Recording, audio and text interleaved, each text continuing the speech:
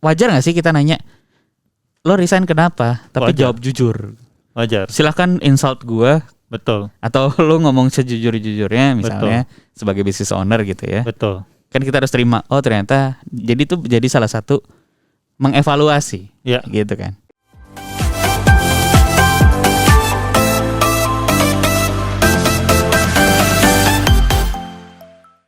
Ya.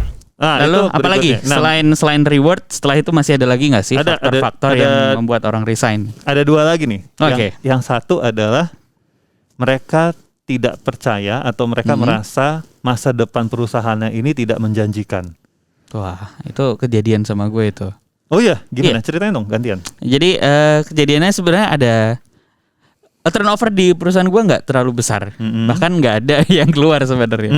Cuman karena memang ini kan perusahaan beras gitu ya, ada salah satu staff gue yang orang lama banget, tangan kanan kepercayaan banget gitu ya.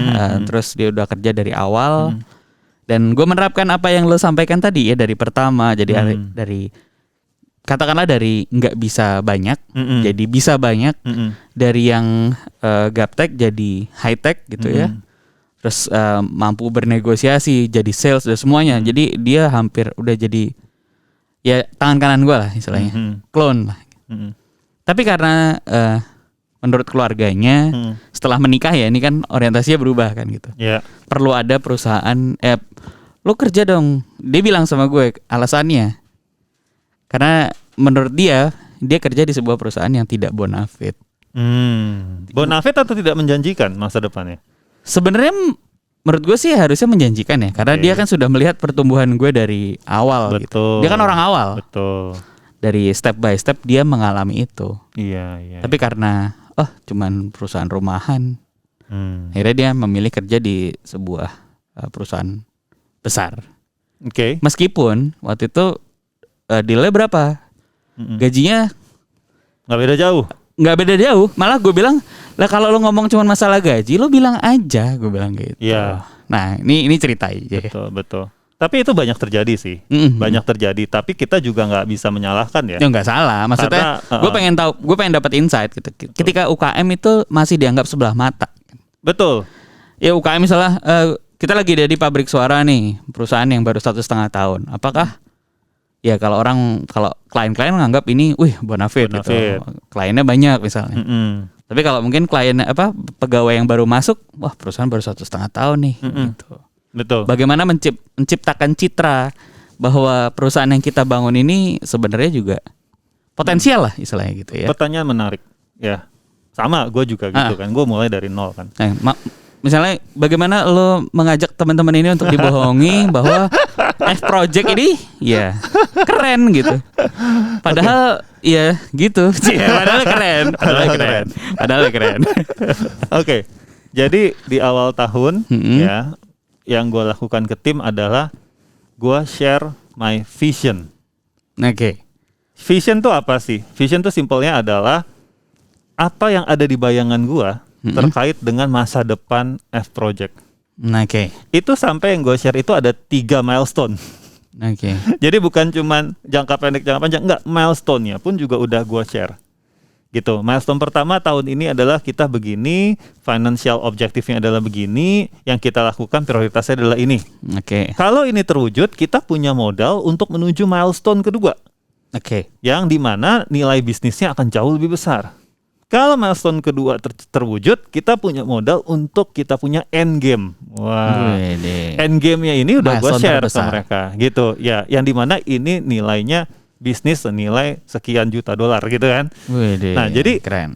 Itulah visi yang harus kita punya sebagai business owner, sehingga tim kita pun juga jelas ini mau dibawa kemana sih, gitu. Yeah. Walaupun sekarang kita masih di milestone 1. Nggak masalah gitu. Yang penting jelas gitu. Nah, walaupun misalnya perusahaannya A gitu ya, B bukan perusahaan yang branded gitu ya. Betul. Jadi itu milestone ya, satu visi dengan milestone ya. Yang kedua, kita juga harus clear sama the why we do what we do. Ya. Kenapa kita melakukan ini? Nah, itu yang bisa jadi pembeda gitu loh. Walaupun saya kerja di UKM gitu kan, tapi UKM ini jelas banget misinya apa, purpose-nya apa gitu. Tapi perlu diingat juga ya, UKM kan ada UKM menengah, kecil, menengah, besar. Jadi maksudnya UKM nggak selamanya kecil gitu ya. Betul. Karena mindsetnya kan gitu ya, Betul. perusahaan rumahan gitu ya. Betul. Bahkan kalau omsetnya 50 miliar per tahun pun masih disebut UKM. Iya. Ya kan? Jadi yang namanya UKM itu milestone-nya bisa Iya. besar banget gitu loh. Kan masalahnya kan orang anggap ini branded, ini nggak branded gitu loh. Iya. Betul.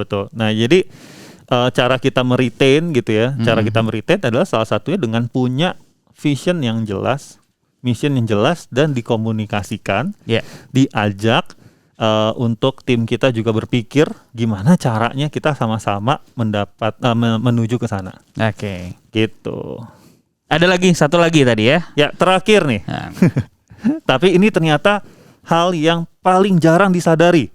Oke. Yaitu karena bosnya ngeselin. Wah. Kayaknya setiap kali Samuel kesini orangnya ganti. Mungkin ini ya. Ini nomor 5 ini kisah nyata bukan? Gua sebenarnya. Iya, kisah nyata. Enggak lah, Jojo udah lama loh. Oh, Jojo udah lama. Yang 2 masih baru. Belum tahu. Oke. Terus. Ya, bosnya ngeselin. Oke. Ngeselin gitu. Jadi kan banyak nih business owner datang ke gua kan. Kak Sam, ini karyawan saya kurang produktif. Gimana caranya ya? Saya gimana cara ngajari mereka? Gimana cara mecat mereka? Ini tadi kita ngomongin bagaimana supaya tidak orang nggak resign, ini gimana cara mecat orang? Iya. Lalu gua mulai kan interview dong ke anggota timnya, ngobrol. Secara objektif gue juga berpikir bahwa ternyata orang-orang ini tidak termotivasi, juga ada peran karena si bosnya ini juga gitu. Contoh ya, paling sering nih, bosnya suka berubah-berubah tapi nggak jelas kenapa berubahnya. Moodnya. Semuanya. Directionnya, moodnya, directionnya, betul gitu. Itu cukup sering sih gue temuin di UKM ya, di business owner gitu. Sehingga kata-kata dari karyawannya itu adalah nggak jelas. Nggak jelas banget nih. Ya gitu. Kata-katanya gitu tuh yang keluar tuh nggak jelas. Lalu ada juga yang bosnya itu suka temperamental. Nah ini. Tidak mempunyai emotional intelligence yang baik. Ya suka marah-marah, berbicara yang kasar. Ya ini jadinya. Ini ternyata nggak kayak di sinetron aja ya? Oh enggak, sinetron itu malah lebih baik mungkin. Oh benar ya? Dibandingkan yang aslinya gitu ya. Ya bahkan nggak hanya di UKM ya, bahkan di perusahaan besar, bahkan di perusahaan hospitality pun, saya tahu ada bos yang suka ngomong kasar ke anak buahnya, lalu anak buahnya diharapkan untuk bisa melayani customernya dengan baik dan senyum. Coba, kan ironis. Iya. Padahal di balik layar dia dimarah-marahin, diomongin kasar, itu ironis gitu loh. Iya. Nah, jadi ya buat para business owner, coba deh sekali-sekali ya ngadain forum ke anak buahnya, atau enggak bikin surat tertutup, surat kaleng. Ini kasih feedback ke gua, apa yang lu nggak suka dari gua. Dasar bos. Tit gitu. Boleh ya. Iya. Boleh ya kayak gitu ya. Boleh. Kalau berani, kalau memang maksudnya bosnya harus kan ini kita lagi mengevaluasi orang resign. Betul. Maka kan orang harus dapat feedback juga dong sama orang-orang. Wajar nggak sih kita nanya, lo resign kenapa? Tapi jawab jujur. Wajar. Silahkan insult gue. Betul. Atau lo ngomong sejujur-jujurnya misalnya sebagai business owner gitu ya. Betul. Kan kita harus terima. Oh ternyata jadi salah satu mengevaluasi. Gitu kan. Ya. Karena ada kayak misalnya contoh ya, ada beberapa teman juga punya usaha, orangnya keluar aja gitu. Ya. Bahkan nggak menyampaikan dia keluar kenapa. Ada juga yang resign karena kasus gitu, beda lagi. Ya, itu beda lah. Oke. Betul. Jadi penting banget untuk namanya exit interview tuh terutama. Exit interview. Oke. Kalau mau netral ya mungkin bisa hire orang luar untuk misalkan project. Soalnya kadang-kadang pegawai yang resign itu agak ini ya. Agak reluctant ya. Enggak, bukan, agak sungkan. Okay, betul. Lu ya bos, nggak berani kan? Nggak mungkin. Oke. Jadi bisa aja misalnya pihak ketiga, seperti lalu F-Project seperti F-Project tentunya. 0856 jangan. Nanti nelfon yang lain. Ya jadi bisa kayak gitu. Nah, terakhir sih dari gua, memang kita perlu di perusahaan itu walaupun sekecil apapun usaha kita ngadain survei lah gitu ya. Kalau misalkan dirasa ngomong langsung itu tidak terbuka, kita bisa survei. Kita sebutnya ini engagement survey sebetulnya. Engagement survey, oke. Engagement survey di mana kita menanyakan tadi tuh hal-hal yang tadi, tapi dengan cara yang tepat lah. Sehingga kita bisa dapat gambaran. Oh, kayaknya masalah gua yang harus gua prioritasin untuk solve, untuk selesaikan adalah masalah soal job desk deh, misalnya gitu kan. Tadi kan ada job description gak jelas ya kan. Atau ternyata karena masalahnya adalah soal rewards yang gak jelas deh. Nah, ini ada engagement survey yang bisa kita lakukan sebetulnya secara berkala. Misalkan setiap 6 bulan sekali atau 3 bulan sekali, terserah gitu, tergantung dari kebutuhannya. Gitu. Nah, ini sebagai bentuk gua mendukung juga ya, cerita usaha mendukung teman-teman juga. Gua mau kasih gratis apa nih? Template untuk engagement survey. Oke, jadi dia juga sekaligus bisa mengevaluasi. Teman-teman yang punya usaha nih, nanti kalau udah dapat dari kita nih, bisa diterapkan di usahanya. Betul. Pertanyaan kita memperbaiki ini dong. Benar. Pertanyaannya sederhana. Ya, kita udah tes ke UKM juga, it works gitu ya. Kita bisa melihat. Jadi harus dibaca juga dong sama lo juga dong. Ya, betul. Jadi setelah nggak bisa dievaluasi sendiri dong. Ya. Kalau sebenarnya sih teman-teman bisa juga mengevaluasi sendiri, tapi kalau bingung nanti bisa tanya kita lah gimana cara evaluasinya. Atau kita nanti bikin sesi juga untuk. Boleh. Misalnya udah dapat nih, nanti teman-teman udah mengirimkan, terus ngelihat ada scoring, itu kan ada scoringnya. Kuantitatif kan. Iya.